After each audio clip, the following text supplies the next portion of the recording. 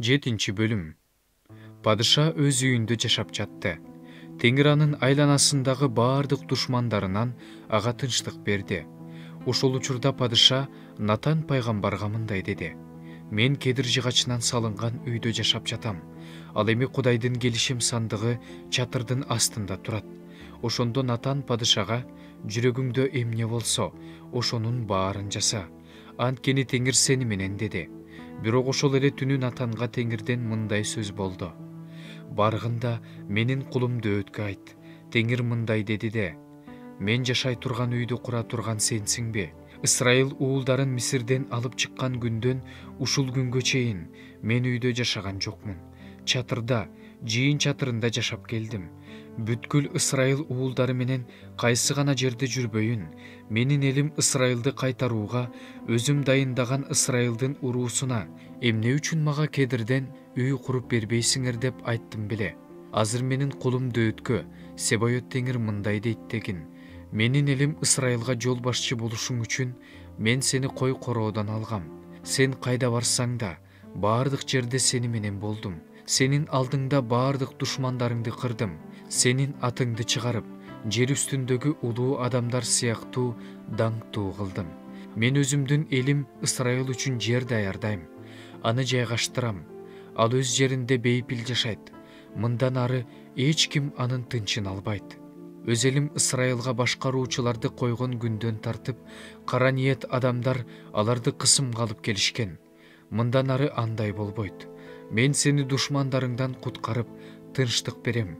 Теңир сенин үйүңдү өзү тургузаарын сага кабарлайт. Сенин күнүң бүтүп, ата-бабаларың жаткан жайга кеткениңде, сенин ордуңа мен сенин тукумуңду, уулдарыңдын бирин коем. Анын падышачылыгын бекемдейм. Ал менин ысымыма арнап үй тургузат. Мен анын падышачылыктагын түбөлүккө бекемдейм. Мен ага ата болом. Ал мага уул болот. Эгерде ал күнөө кылса, мен аны адамдардын таягы менен, адам баласынын соккулары менен жазалайм. Бирок мен сенин көз алдыңда четке каккан шабулду өз ырайымымдан ажыраткандай, аны өз ырайымымдан ажыратпайм.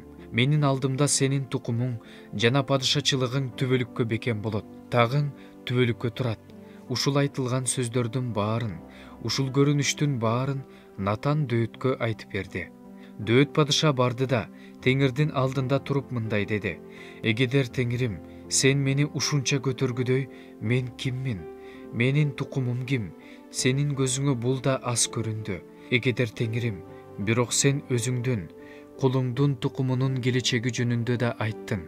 Эгедер Теңирим, бул адам үчүн кадыресе нерсе эмес. Дөөт сага дагы эмне деп айта алат?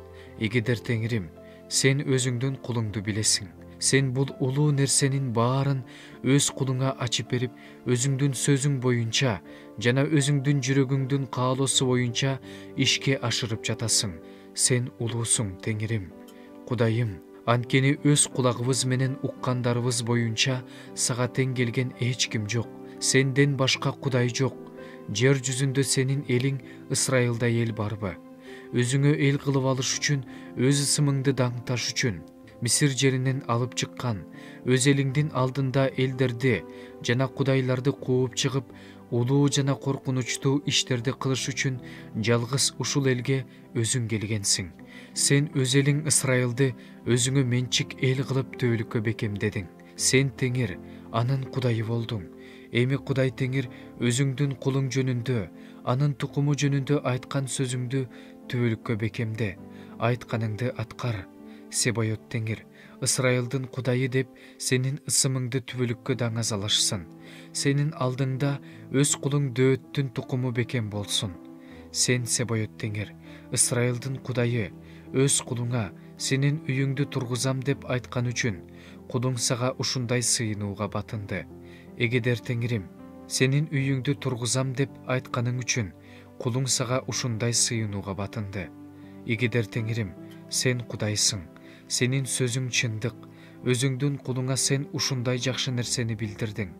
Дайыма сенин алдыңда болуш үчүн ушул күндөн баштап өз кулуңдун тукумуна батаңды бер.